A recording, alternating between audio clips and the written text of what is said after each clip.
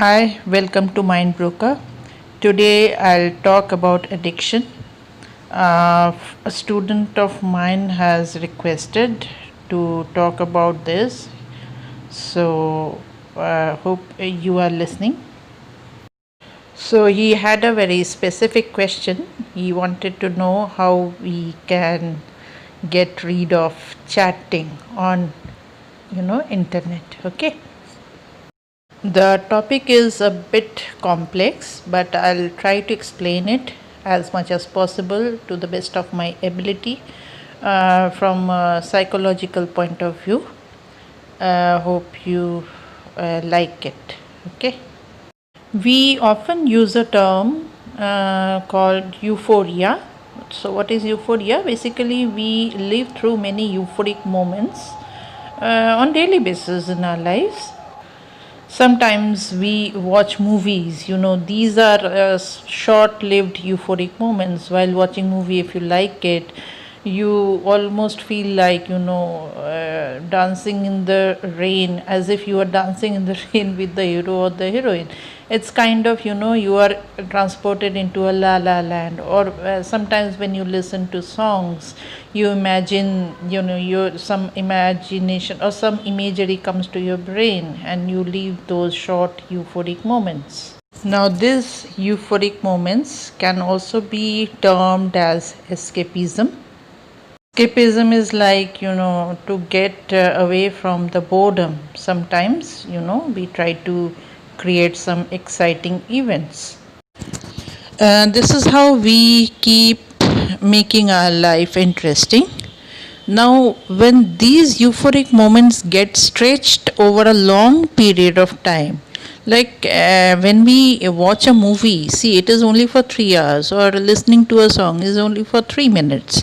These are short euphoric moments, or having fun with your friends. These are all short euphoric moments, as well as these are good euphoric moments. Now, these euphoric moments are created to get away from the struggles of life. When the life we live outside our euphoric moments are quite challenging, and for everyone this facing these challenges are not same. There are people who have self control issues. They may not feel very constructive while facing the challenge. So one reason for stretching these euphoric moments for a longer period of time is because of a person is not ready to face the challenges of life. So they look for some kind of outside sources to create these moments and stretching on that. So first let us see what is euphoria. Here it is.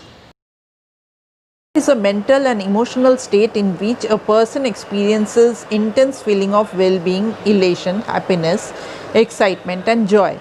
Technically, euphoria is a psychological effect, but the term is often colloquially used to define emotion and an intense state of transcendent happiness combined with an overwhelming sense of contentment. It has also been defined as an affective state of exaggerated well-being or elation. Certain drugs, many of which are addictive, are known to produce a euphoric state. Certain natural rewards associated with addictive behavior, such as physical exercise, can also induce a state of euphoria. Euphoria has been cited as being experienced by those participating in certain religious or spiritual rituals or meditation. Euphoria is also known to occur as a symptom of mania. Now we have seen what is euphoria. Now to generate this euphoria, there is this mention of substance abuse. Now substance abuse can be alcohol, smoking, or sex, or drugs, or even food. Many people have been suffering from obesity since a long period of time, but there is hardly any, when it comes to food, they find it very difficult to control themselves. Similar things have been seen in cases of alcohol or drugs or even sexual activities. Have to understand why this happens. Now look at this photo of chocolate. Now just by looking at it you feel tempted. People who have the addiction of chocolates, they, even I have got the same kind of addiction, or you can say temptation. So we feel like having those bars of chocolates even if it is bad for my health. So what is happening? There is a secretion of dopamine, which is a kind of hormone, in brain's central nervous system. So the moment that by the mere vision of the chocolate, dopamine is secreted in the central nervous system of the brain. So let us see what is dopamine exactly. Dopamine is your body's neurotransmitter that is responsible for pleasure, lust, and addiction. Now we have seen what is dopamine. Dopamine is the hormone which is secreted in the brain when we get triggered by some outside sources. Here, if I feel stressed or my body craves for chocolate, then the vision of chocolate is working as a trigger. Dopamine is secreted in the brain. So what will happen? I'll take an action. So action is labeled as behavior. So it will be my behavior, and then I will get the chocolate to satisfy me. After eating I will feel satiated, so that will be my reward. So 3 steps are there: trigger, behavior, reward. Now this cycle, as many times as repeated, it will form your habit. Okay, this is, I'm taking example of a chocolate, but the person who has asked me about chatting. So this same process, your brain is following the same process in chatting. When you are doing chatting, the same dopamine is secreted in your brain. Now the question was asked by my student, so he only talked about maybe chatting, but I would like to expand the view on other things as well. Just think, every hand has a smartphone nowadays, and there are so many porn sites. Even real girls and boys are indulging into chatting, camming, sexual acts, and what not. So it means it is available on your fingertips, means these are all available on your phone. So whenever, just like that, if you enter a chat room, you find a boy or a girl, you feel like taking them into your confidence, in your hand, and you impressing them, getting successful in impressing them. So these all work as a trigger, and your brain is functioning exactly in the same way. This the vision of the girl is acting as a trigger. Dopamine is getting secreted in your brain, so you are doing some kind of behavior, which is maybe act of chatting or some other kind of performance. You can understand what, and then subsequently you are getting rewarded, means you are feeling satisfied. So the same brain process is following. So when you repeat this pattern again and again, repetitively, when you do this action, so the same process will take place in your brain. You will have more dopamine secretion, and the more dopamine secretion means more getting caught into this act, because the job of dopamine is to make you lusty. I mean, if it is a sexual act or chat, the same dopamine works, and dopamine works in the same manner for chocolate or alcohol or food. This is the same process. Now many of us want to come out of this bad habit. Okay, like this boy has asked me how I can come out from this bad habit. So already you have recognized this pattern as a bad habit, and your brain has already given you a signal that you need to get caught into this pattern. You need to come out of this. So you have already taken your first step as recognizing the fact that you want to come out of it. So already you have taken a decision consciously. Now you are trying to find a solution to this problem. So you have already taken the first step. So what we will call this? This is a conscious action that you have taken. Till you do not realize that you have formed a bad habit and you need to get rid of it, because by repetition this bad habit is already ingrained in you. So consciously you have already taken your first steps to remove it. At least you are thinking consciously to get rid of it. So the first step is taken. It means you have won half of the battle. But to get rid of this bad habit is not easy, because secretion of dopamine will keep continuing and it will keep pulling you in this cycle again and again. Because before understanding that, I would like to show you some more slides in which you'll realize how our behavioral pattern is made.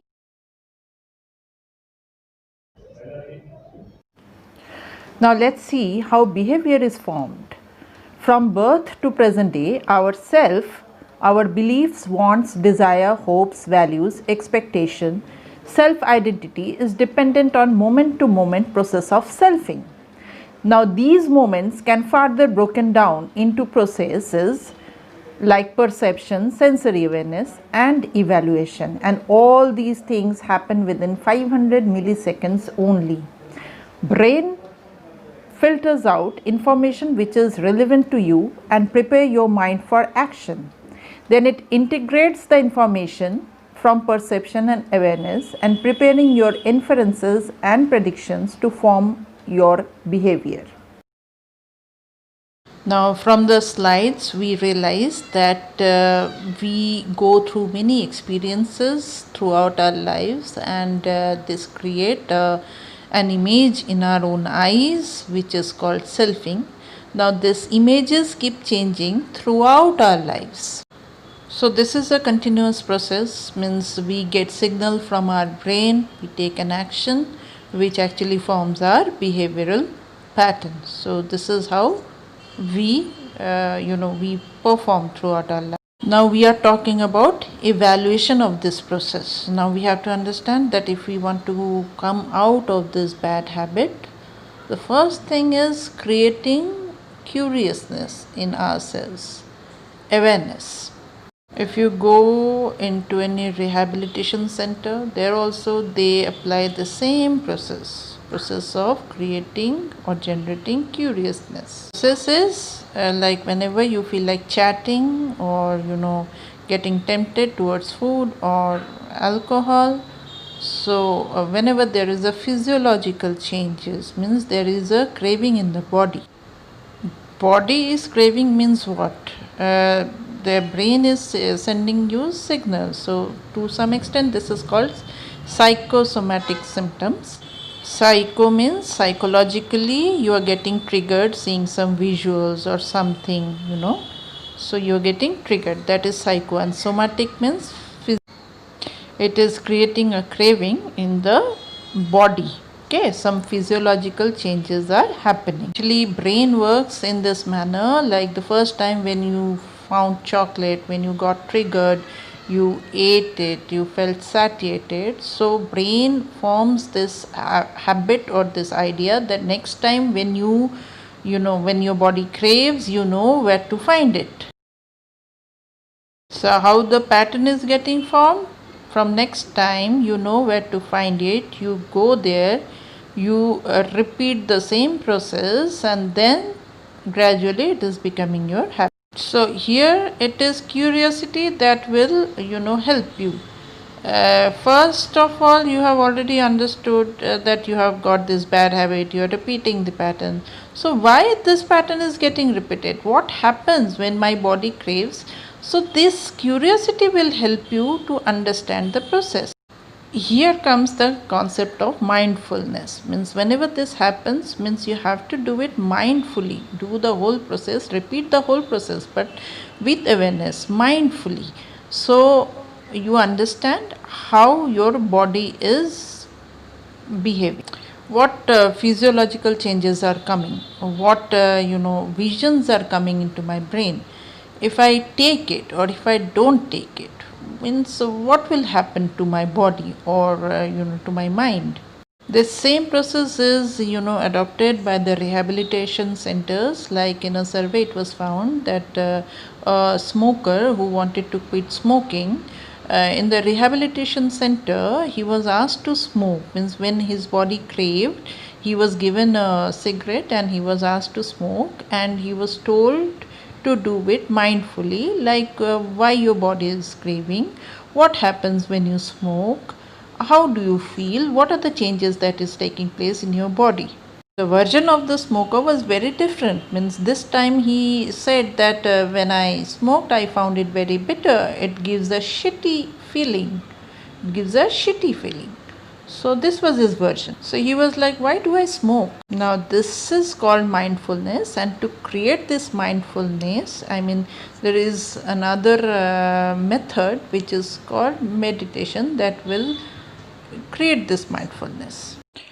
Now the theory of mindfulness is when you meditate, okay, you can, when your mind is absolutely quiet, you can see where your awareness is going, okay.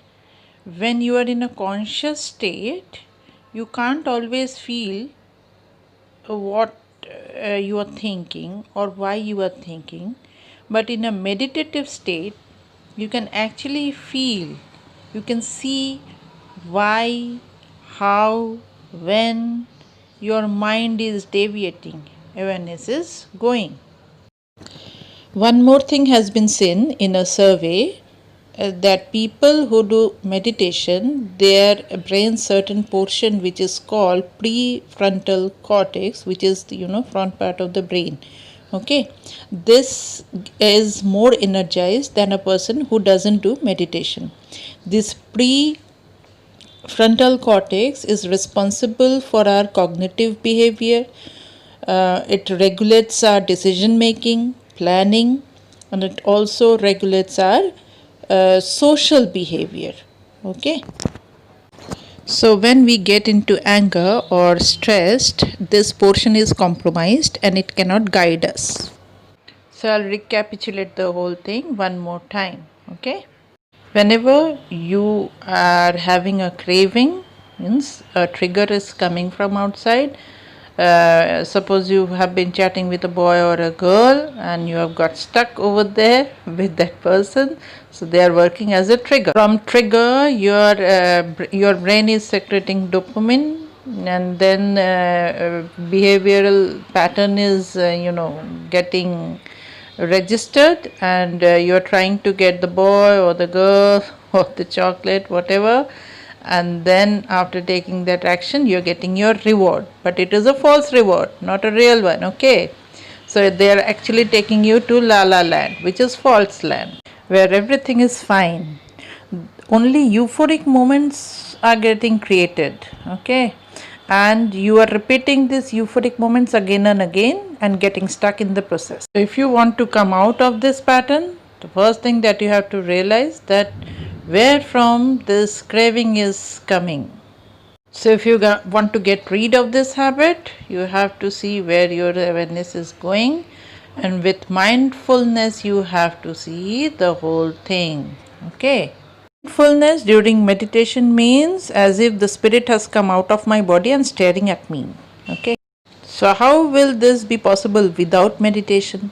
So you have to do meditation, only meditation can help you out. So this way you can do your own therapy. And if you say I can't do Baba meditation, then you have to go to a therapist. Therapy, lots of things are taken into consideration, like what is your, where from the craving is coming, what is your environment, who are the people you are interacting with, your peer group, and your belief system, your cultural background, everything. What is your personality type? So many factors are there to be considered. But I'll not get into all that. Only there was a question that came towards me, like how to stop net chatting. So you have to understand the brain process, how your brain is working. Once you understand that, if you can correct it through meditation, through awareness, through mindfulness, then it's fine. Otherwise, go to a therapist. Okay. So this is the only way to correct this situation. So I hope you have to bring control back into yourself, and through meditation only it is possible. So today's video is this much. Thank you very much.